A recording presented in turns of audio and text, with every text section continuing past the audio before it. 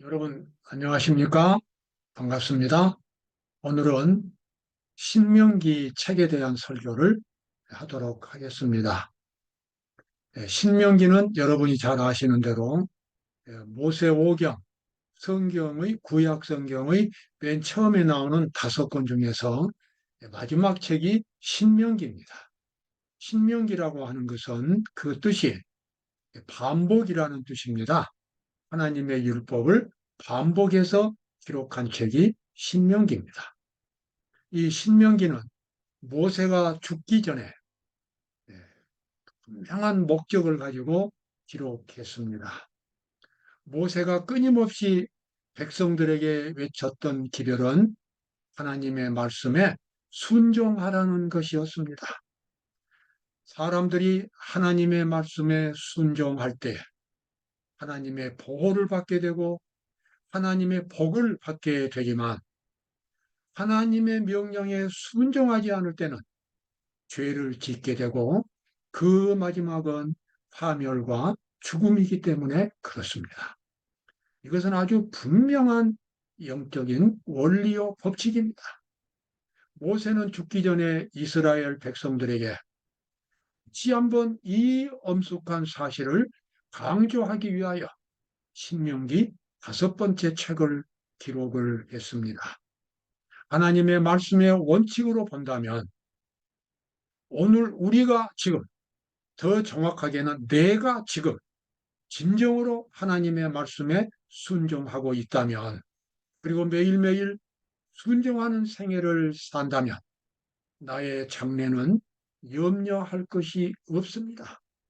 하나님께서 나의 일생 남은 세월을 지켜주고 복을 주겠다고 약속하셨기 때문입니다.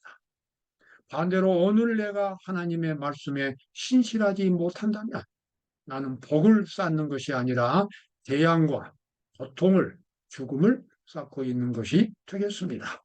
자, 이 신명기 책은 그래서 우리에게 매우 중요한 의미를 갖고 있습니다. 신명기 4장에 나와 있는 말씀이죠. 너희는 지켜 행하라. 그리함은 열국 앞에 너희의 지혜요, 너희의 지식이라. 그들이 이 모든 규례를 듣고 이르기를 이 큰 나라 사람들은 과연 지혜와 지식이 있는 백성이로다 하리라. 여러분, 이 모세가 한 이 말은 정말로 아주 중요한 진리를 담고 있습니다. 하나님의 말씀처럼 그렇게 거룩한 교훈은 이 세상에 없습니다. 하나님의 말씀은 가장 고상하고 가장 거룩하고 가장 행복하고 영생을 줄 수 있는 모든 요소들이 하나님의 말씀 속에 다 들어 있습니다. 그래서 하나님의 말씀은 우리 인생들에게 하늘에서 내리는 지혜와 같은 것입니다. 하나님의 말씀은 내가 하늘의 복을 받고 영생을 얻을 수 있는 그 길을 보여주는 것이 바로 하나님의 말씀이고 하나님의 율법인 것입니다. 그러므로 이 율법대로 산다면 세상 사람들에게 존경을 받을 것이고 언제 어디서나 떳떳한 모습으로 설 수 있는 것이고 장래에 대한 보장이 되는 것입니다. 그래서 모세는 죽기 전에 이 사실을 신명기라는 책을 써서 다시 한번 강조하게 된 것입니다. 너는 여호와 내 하나님의 성민이라. 내 하나님 여호와께서 지상 만민 중에서 너를 자기의 기업으로 택하셨나니. 구약시대 이스라엘 백성들은 하나님의 거룩한 백성들이었습니다. 그들에게는 하나님의 약속과 하나님의 계획이 있었습니다. 그들은 세상에서 가장 위대한 사람들이 될 수 있는 모든 조건들을 다 가지고 있었습니다. 신명기 30장에서 모세가 이제 신명기를 거의 다 쓰고서 이렇게 말했지요. 이것이 바다 밖에 있는 것이 아니니 오직 그 말씀이 내게 심히 가까워서 내 입에 있으며 내 마음에 있은즉 네가 이를 행할 수 있느니라. 네가 이를 행할 수 있다 그 말은 지킬 수 있다. 생활 속에서 실천할 수 있다는 말씀입니다. 사람들은 하나님의 율법을 지키지 않으려고 많은 핑계들을 대는 경향이 있습니다. 그리고 변명을 합니다. 그러나 그러한 변명들이 사실은 그 마음속에서 하나님의 율법을 지키지 않으려고 하는 이기적인 욕심에서 나온다는 사실을 하나님은 다 알고 계시는 것입니다. 바다 밖에 있는 것이 아니니, 그러니 너무 어렵다고 말하지 말라. 하나님의 말씀은 단순하고도 명백한 것이다. 그래서 그것을 지키려는 사람에게 하나님께서는 능력도 주신다는 말씀입니다. 여기 나와 있는 이 성소의 모습은 제가 지난 시간에도 보여드렸지만 예수님께서 하늘에서 봉사하시는 그 모든 봉사 활동을 지금 하나의 건물로서 요약해서 표현해 주신 것입니다. 예수님께서는 우리 모두가 하나님의 율법을 지킬 수 있도록 진정으로 율법을 지키고자 하는 사람에게는 그 능력이 부족하지 않도록 언제나 능력을 공급해 주시는 일을 하시는 것입니다. 그와 같은 예수님의 일을 이와 같은 지상에 있는 구약에 있는 성소가 상징적으로 보여주고 있습니다. 하나님의 영광으로 가득 찬 성막, 그룹들을 수놓아 짠 휘장을 반영하여 무지개 빛으로 빛나는 황금표, 쉴 새 없이 피어올라 성소에 가득한 향연, 깨끗한 흰옷을 입은 제사장들, 지성소의 영광, 이런 성막이 상징하는 목적은 그리스도를 통하여 성취되어야 할 것이다. 아주 화려하고 거룩한 이 성소의 모습은 우리의 마음속에서 이루어질 수 있는 하나님의 왕국을 상징하고 있습니다. 하늘에서 예수님께서 우리 각 사람에게 주시는 놀라운 하늘의 은총이 이 성막을 통해서 우리에게 상징적으로 보여지고 있습니다. 우리가 진정으로 하나님의 말씀에 순종하고자 한다면, 우리가 진정으로 하나님의 뜻에 순종하고자 결심하고 기도한다면 우리는 능력이 없어서 지키지 못하는 일은 없을 것입니다. 예수님께서 그러한 것들을 공급해 주시겠다고 약속하셨기 때문입니다. 모세가 율법을 받았던 산에서 내려올 때에 그의 얼굴은 영광으로 빛이 나고 있었다. 그래서 모세는 수건으로 그 얼굴을 덮어야 하겠다. 모세의 얼굴에서 반사되었던 그 영광의 빛은 율법 속에 있는 그리스도의 의가 반사된 것이다. 율법 속에 있는 그리스도의 의라는 말은 하나님의 율법 속에 들어있는 그리스도의 거룩한 모습이라는 것입니다. 그리스도의 거룩한 능력과 사랑이라는 것입니다. 그러한 것들이 율법 속에 포함되어 있고, 그래서 율법을 진정으로 순종할 때는 그 순종하는 사람의 마음 속에서도 이와 같은 빛이 가득 차게 되는 것입니다. 그 빛이 얼굴을 통해서, 그 사람의 얼굴을 통해서 나타나게 됩니다.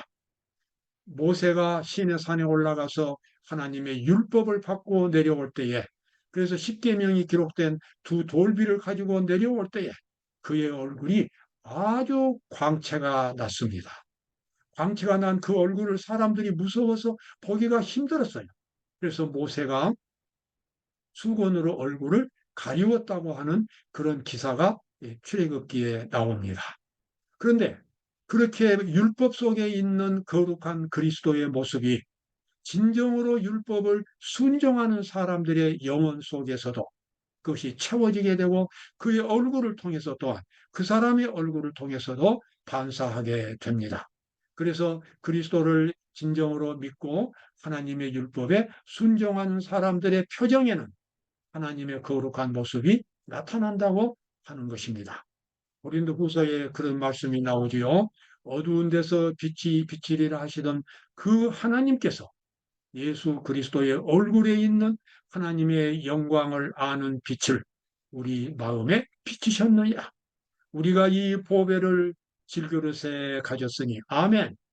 우리가 이 보배를 질그릇에 가졌다고 하는 말씀, 이 보배는 바로 그리스도의 의가 되고, 질그릇은 바로 우리의 몸이 되겠습니다. 우리의 육신이 되겠습니다. 우리는 병들고 죄에 찌든 그와 같은 연약한 몸을 가지고 있지만, 우리가 믿음으로 예수 그리스도를 우리 마음속에 영접할 때 그리고 하나님의 말씀을 순종하기 위해서 하나님의 말씀이 내 마음속에 있을 때 예수 그리스도의 얼굴에 있었던 하나님의 영광을 아는 빛이 우리 마음속에도 비추게 되리라고 사도 바울은 고린도 후서에서 그렇게 기록하고 있습니다. 존경하는 여러분, 우리 마음속에 예수 그리스도를 모시고 그리고 성경을 통해서 나타난 하나님의 계명과 율법을 통해서 나타난 하나님의 뜻을 우리가 진정으로 순종한다면 우리의 영혼은 하늘의 영광으로 가득 차게 될 것이고 우리의 얼굴에서는 하나님의 영광이 비치게 될 것입니다. 주께서 가라사대 그날 후로는 저희와 세울 언약이 이것이라 하시고 내 법을 저희 마음에 두고 저희 생각에 기록하리라 하신 후에 또 저희 죄와 저희 불법을 내가 다시 기억하지 아니하리라 하셨느니라. 하나님께서 우리에게 약속하시기를 하나님의 율법을 우리의 마음에 우리의 생각 속에 기록하신다고 약속하셨습니다. 우리의 생각과 마음에 기록하신다는 말씀은 우리의 마음이 우리의 정신이 예수 그리스도의 모습으로 변화되는 것을 가리킵니다. 새로운 거룩한 생명이 만들어지는 것을 의미합니다. 이와 같은 경험을 가졌다면 우리가 세상에서 이보다 더 귀한 보배를 무엇을 더 원하겠습니까? 우리의 마음속에 하나님의 형상이 만들어지고 있다면 우리는 영생을 얻을 것이고 천국에 갈 것이고 하나님의 능력이 언제나 우리와 함께 하실 것입니다. 우리는 하나님의 말씀을 의무가 아니라 진정으로 마음으로부터 순종하는 사람들이 될 것입니다. 그래서 하나님께서는 우리 마음속에 율법을 기록하신다는 이 약속을 주셨고 우리가 진정으로 율법을 순종하고자 고백한다면 그리고 그렇게 생활한다면 하나님께서는 우리 마음속에 하나님의 율법을 기록하실 것입니다. 로마서 7장에 이런 말씀이 나오죠. 오호라 나는 공고한 사람이로다. 이 사망의 몸에서 누가 나를 건져내랴. 여러분 이 로마서 7장에 나와 있는 말씀은 그리스도를 능력을 힘입기 전에 죄인들이 하고 있는 한식입니다. 아무리 우리가 율법을 지키려고 해도 율법은 지켜지지가 않습니다. 율법은 너무나 거룩하고 우리는 너무나 타락해 있기 때문입니다.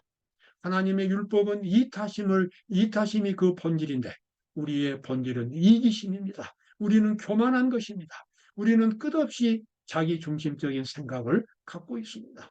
이러한 상황 속에서 진정으로 하나님의 율법을 지키려면 마음속에서 근본적인 변화가 일어나야만 한다는 것을 우리는 알게 됩니다. 변화가 없이는 거룩한 변화가 없이는 하나님의 율법에 순종할 수가 없습니다. 그래서 나는 공고한 사람이로다. 이 사망의 몸에서 누가 나를 건져내랴. 이런 탄식 소리와 함께 예수 그리스도를 붙잡는 사람들은 예수님으로부터 능력을 받게 될 것입니다. 여기 나와 있는 말씀 구약 레위기에 나와 있는 말씀이죠. 원수를 갚지 말며 동포를 원망하지 말며 이웃 사랑하기를 내 몸과 같이 하라. 나는 여호와니라. 예수님께서 산상보훈에서 하셨던 그 말씀 내 이웃을 내 몸처럼 사랑하라는 말씀이 구약 성경 레위기의 위대한 교훈으로 나와 있습니다. 우리가 이 교훈을 실천하기 위해서는 우리가 타고난 원래의 능력으로 할 수 있는 것이 아니라 죄인된 내가 예수 그리스도와 함께 십자가에 못 박힌다면 십자가 안에서 이기적인 내가 죽는다면 그리고 대신 그리스도께서 내 속에서 살아 계신다면 우리는 이러한 위대한 교훈, 이웃을 내 몸처럼 사랑할 수 있는 그러한 능력을 가질 수 있게 될 것입니다. 예수님은 이 위대한 산상보훈을 말씀하시면서 내가 율법이나 선지자나 폐하러 온 줄로 생각지 말라. 폐하러 온 것이 아니요 완전케 하려 함이로다. 우리가 그리스도인이라면 우리가 하늘 백성이라면 우리는 마땅히 하나님의 율법을 목숨처럼 지켜야 할 것입니다. 예수님의 그 교훈이 바로 우리의 생명이 되어야 하고 나의 마음의 본질, 생각의 본질이 되도록 우리는 예수님을 그렇게 만나고 또 예수님과 교제를 가져서 능력을 받아야 할 것입니다. 요한일서 5장에 나와 있는 말씀 제가 읽겠습니다. 또 증거는 이것이니 하나님이 우리에게 영생을 주신 것과 그 영생이 그의 아들 안에 있는 그것이니라. 아들이 있는 자에게는 생명이 있고 하나님의 아들이 없는 자에게는 생명이 없느니라. 여기 영생을 주셨다는 말씀이 나옵니다. 영생 곧 영원한 생명은 영원히 죽지 않고 사는, 물론 그것을 의미합니다. 그러나 성경에서 말하는 영생이라고 하는 것은 죽지 않고 영원히 살아있는 것이 아니라 그보다도 본질적으로 영원히 살아갈 수 있는 가치 있는 생명을 의미합니다. 끝없이 살아도 행복할 수 있고 끝없이 살아도 늘 평안할 수 있고 불만이 없고 죄가 없는 그런 상태가 바로 영생입니다. 그 영생은 지금 이 세상에서 우리 마음속에서 시작이 되는 것입니다. 예수 그리스도께서 내 생명의 주인이 되신다면, 그래서 예수님의 정신이 나의 정신이 된다면 나에게는 영생이 이미 시작이 된 것입니다. 영생은 그와 같이 시간적인 개념보다도 그 본질적인 면에서 이해를 해야 되기 때문에 그렇습니다. 여기 나와 있는 말씀 다시 한번 반복되죠. 내가 그날 후로는 저희와 세울 언약이 이것이라 하시고 내 법을 저희 마음에 두고 저희 생각에 기록하리라. 우리 주님께서 하셨던 이 말씀 다시 한번 여러분 기억하시기 바랍니다. 예수님께서 여러분과 저의 마음속에 하나님의 거룩한 율법을 기록해 주시는 그런 극적인 변화가 일어나서 하나님의 율법을 성실하게 지키는 여러분과 제가 되시기를 간절히 바라면서 오늘 말씀을 마치겠습니다. 감사합니다.